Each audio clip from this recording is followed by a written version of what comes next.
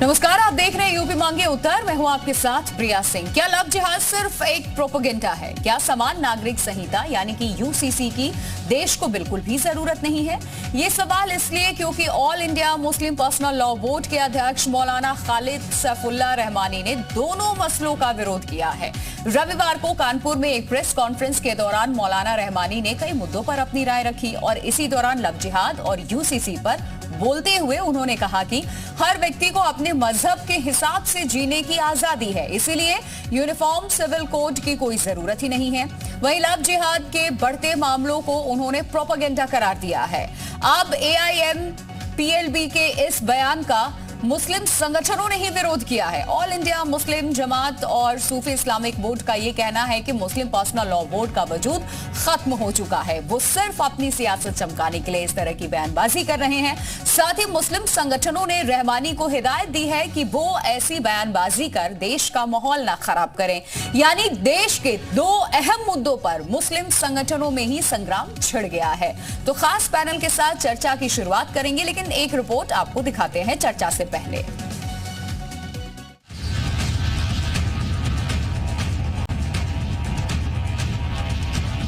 मुल्क में uniform civil code न मुफीद है और न इसकी ज़रूरत है। ऐसा नहीं है कि यूनिफॉर्म सिविल कोड लाने से कोई फ़ायदा हो जाएगा मुल्क और न इसकी ज़रूरत है। लव के माने हैं मोहब्बत करने के और जिहाद के माने हैं जालिम को ताकत से रोकने के। तो ताकत का इस्तेमाल और प्यार कैसे एक जगह जमा हो सकता है? ये प्रोपेगेंडा है। मौलाना साहब को ये जानकारी होना चाहिए कि हिंदुस्तान में बहुत सारे मुस्लिम नौजवान अपनी इस्लामी पहचान को छुपा करके सोशल मीडिया पर अपना गैर इस्लामी नाम रख करके, हाथ में कलावा बांध के, गले में रुगजाश पहन करके सोशल मीडिया पर गैर मुस्लिम लड़कियों से राब्ता बनाते हैं, संबंध बनाते हैं।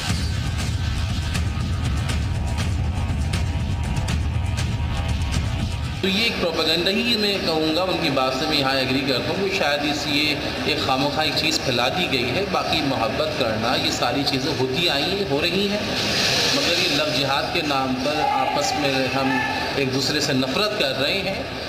तो लव में जहाँ लव आ जाए, मोहब्बत आ जाए, वहाँ नफ़रत का काम नहीं होता फिर। मुस्लिम पर्सनल लॉ बोर्ड का कोई रोल देश में है?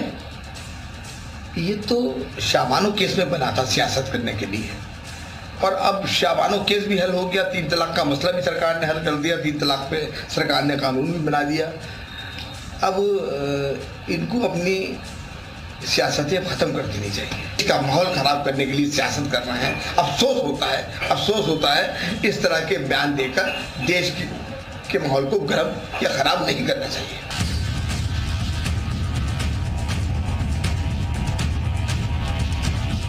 खालिद सैफुल्लाह रहमानी साहब, मजहब नहीं सिखाता आपस में बैर रखना।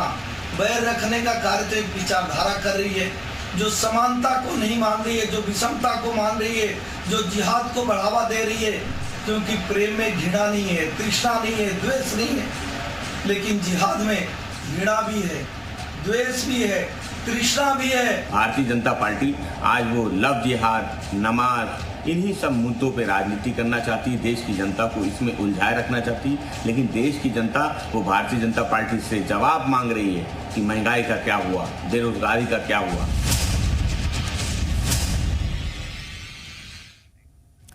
तमाम खास मेहमान हमारे साथ इस चर्चा में जुड़ चुके हैं। सबसे पहले उनका परिचय करा दूं। संजय चौधरी हैं, प्रवक्ता है बीजेपी से। विवेक पांडे समाजवादी पार्टी के नेता हमारे साथ जुड़ेंगे आगे इस चर्चा में। मौलाना शहाबुद्दीन रिजवी मुस्लिम धर्मगुरु हमारे साथ जुड़े हुए हैं। नाजिम इलाही मुस्लिम स्कॉलर हैं। राजीव रंजन राजनीतिक विश्लेषक हमारे साथ। मोहम्मद अफाक हैं मुस्लिम धर्मगुरु। आप सभी का बहुत बहुत स्वागत है। और चर्चा की शुरुआत सबसे पहले मैं मौलाना शहाबुद्दीन रिजवी जी आप ही से कर रही हूँ। लव जिहाद क्या वाकई सिर्फ एक प्रोपेगेंडा है? और अगर ऐसा है तो फिर आए दिन जो इतने केसेस सामने आते हैं, और हालिया में ऑनलाइन धर्मांतरण का मुद्दा जो यूपी से लेकर के यूपी पुलिस को जाना पड़ा इस केस के सिलसिले में महाराष्ट्र, और आज उस मुख्य आरोपी को लेकर के यूपी एटीएस की टीम वापस गाजियाबाद लौट रही है, तो फिर ये क्या है? इतने जो केस रजिस्टर होते हैं, इतने मामले सामने आते हैं, इसको कैसे हम देखेंगे? वाकई अगर ये प्रोपेगेंडा है तो बताइए जरा आप। देखिए, लड़की और लड़के के वाकयात प्यार मोहब्बत के सामने आ रहे हैं। और जगह जगह मुख्तलिफ शहरों में वाक़ई आए हैं, घटनाएं हुई हैं, इसलिए इसका इनकार नहीं किया जा सकता। ये दरअसल एक हकीकत है, मगर इसको भी मजहब इस्लाम से जोड़ के नहीं देखा जाना चाहिए। ये एक जो है वो प्यार मोहब्बत का एक अलग सिस्टम है, ये अलग लोगों की अपनी ख्वाहिशात है और इसमें हिंदू मुस्लिम सभी मजहब के लोग हैं और वो अपनाते हैं। मगर फिर भी मैं मुस्लिम नौजवानों से बार बार इस बात की अपील करता हूं कि मुस्लिम नौजवान अपनी इस्लामी पहचान न छुपाएं और सोशल मीडिया पे अपना गैर इस्लामी नाम न रखें और गैर मुस्लिम लड़कियों से ताल्लुकात संबंध न बनाएं, शादी ब्याह न करें। कुरान शरीफ ने तो साफ साफ फरमाया, अल्लाह तबारक व तआला इरशाद फरमाता है, वला तुनकिहुल मुशरिकीन हत्ता युमिनू, यानी गैर मुस्लिम लड़कियों से शादी ब्याह जायज नहीं है।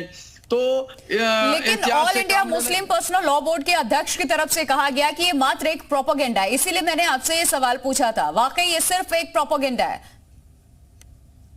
नहीं, प्रोपेगेंडा नहीं है। तो फिर ऐसे बयान का क्या मायने सर? फिर तो यानी कि ये बयान लोगों को भ्रमित करने वाला बयान है। सच्चाई जानते हुए भी आप इस तरीके से अगर बयानबाजी कर रहे हैं तो मुस्लिम पर्सनल लॉ बोर्ड का काम जो है वो राजनीति करना है, सियासत करना है, प्रोपेगेंडा फैलाना है, लोगों के दरमियान जो है वो अफवाह फैलाना है।